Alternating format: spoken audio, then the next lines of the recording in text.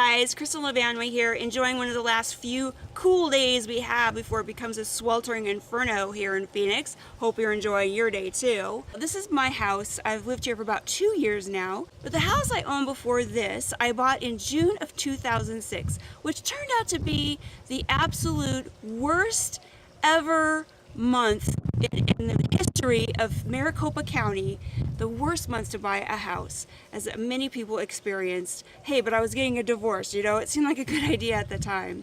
And ultimately, of course, the economy tanked, and I ended up losing my house like about 5,000 other people in June of 2010. Yes, about 5,000 people a month were losing their homes back in the height. I bought a fairly modest home, like an 1,800 square foot home. It had a pool. It was kind of, you know, we liked it. We were happy with it. And so back in the day, that was about a $370,000 house. It ultimately sold for about $200,000 in 2010, somewhere in that range. And now it's probably worth about $300,000, so still about 18% less than it was worth back in June of 2006. And so when I go out and show houses, a lot of people are like, hey, this house used to be worth like $700,000 back in 2006. Why isn't it worth that now? You know, it's been almost 11 years in some cases since some of those peak values were reached. It takes a long time to recover from those kind of equity losses, okay? That's pretty obvious. But what might not be obvious is that different homes are recovering at a different rate. So a lot of homes, if they didn't have as far to fall, they don't have as far to grow. So the segment of homes that has it's closest to the peak value right now are mobile homes, because literally they were the cheapest game in town. Back in 2006, mobile homes were going for about $105 a square foot, and now they're selling for about $90 a square foot, which is about 16.7% off from that peak value.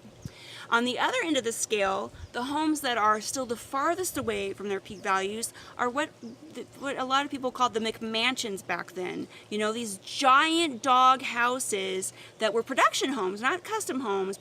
Those homes are recovering the slowest, mostly because people's buying preferences have changed. So a lot of those 3,000 to 5,000 square foot homes are still almost 50% away from their peak value.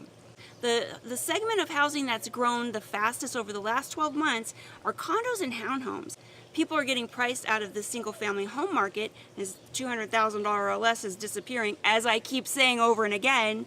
And so the condo and townhome prices are going up. They're becoming a lot more attractive and popular on the market. So much so that on a price per square footage basis, condos and townhomes are now more expensive than single-family homes. But they offer the kind of lifestyle that people are gravitating to. And people are tending to gravitate towards the center of the valley. If you look at the areas, the geographic areas that are the closest to peak value, that's Arcadia, where there's been this resurgence of people going in and flipping those homes, taking modest homes and making them really amazing.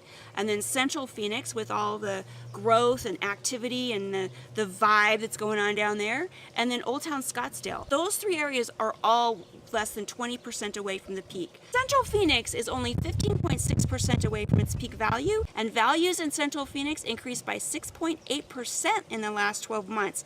So they're within 1 to 2 years of hitting those peak values again. The farthest away would be the most expensive homes: Carefree, Paradise Valley, and the 85262 zip code in Scottsdale. Basically, what's happening is people are shifting their lifestyles because they learned their lessons back in 2006. So the type of home that's recovering the fastest, that's the most popular, that everybody wants these days, is a home that's 2,000 square feet or less.